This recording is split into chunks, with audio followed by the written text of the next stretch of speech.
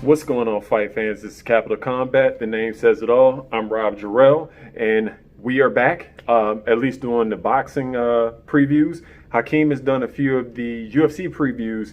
They've been few and far between. We still had some changes in our lives due to the pandemic and just kind of maturing that, has taken precedence over the last few months that pretty much we have to take care of. So we're back, and I'm doing a preview to the return of Showtime Porter taking on Sebastian Formella out of Germany in a welterweight tilt. It's a comeback. Right now, if you don't know, Sebastian Formella is the current IBO welterweight champion. So this will be interesting, but this is for the WBC silver belt. So whoever wins this will be going on to contend for the WBC regular belt. I mean, I got to double check to see if they got a bunch of champions like they normally do. Of course, they got the silver belt and the interim champ and the regular champ and the super champ. And, it's not the WBA, thankfully, but here we go. So Sean Porter's making his return.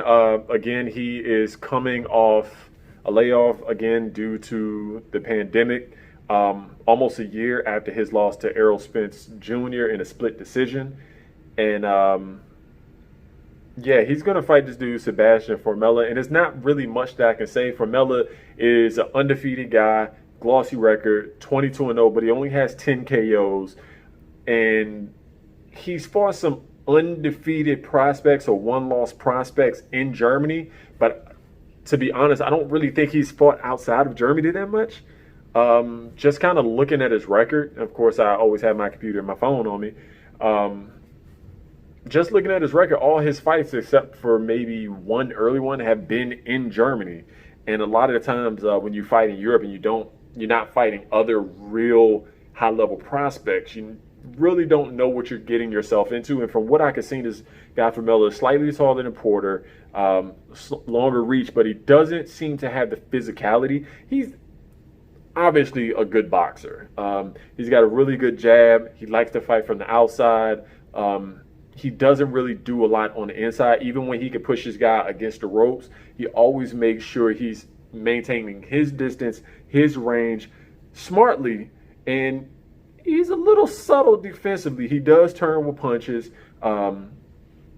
He'll make you pay when you throw wide, but he really doesn't have the stopping power. He really doesn't have the real sharp shooting, punching ability that the guys who have beaten Sean Porter have. You're talking about an Errol Spence who is not only very athletic, very strong, explosive, but he places his shots very, very well.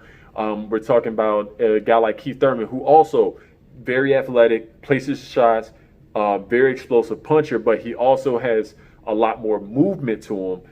And he can get around the ring and stay within whatever range he wants to and make you come to him.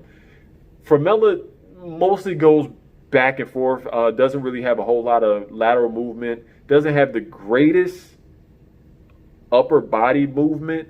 His thing is about maintaining range, but he really doesn't have the speed of guys like Errol Spence, Keith Thurman, or the ability to make a guy pay or be physical with a physical specimen like Sean Porter. We know Errol Spence could be physical. We know Kell Brook could be physical. Danny Garcia is actually physically strong, but his punch placement is amazing, especially on his left hook. Now, granted, Sean Porter can be knocked down, but you're not knocking him out. And even a close fight that he had with Yordenis Ugas, it's a guy who can pretty much fight back, can muscle on the inside and place his shots well. Even though he's not a great power puncher, he's a very solid puncher.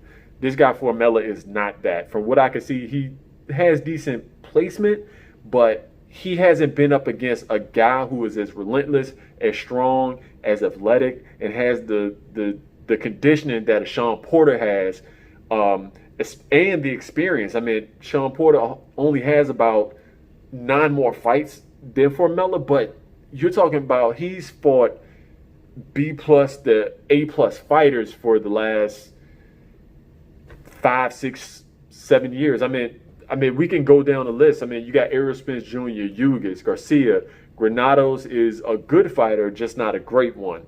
Berto, Thurman, Broner, Brook, Malignaggi, Julio Diaz, Devin Alexander. I mean, this guy has seen a who's who of everyone at welterweight, and he's used to dealing with bigger guys because he fought, if I'm not mistaken, middleweight in amateur. So, I mean, he doesn't have the greatest punch placement. He still kind of gets ahead of himself on his punches when he rushes in.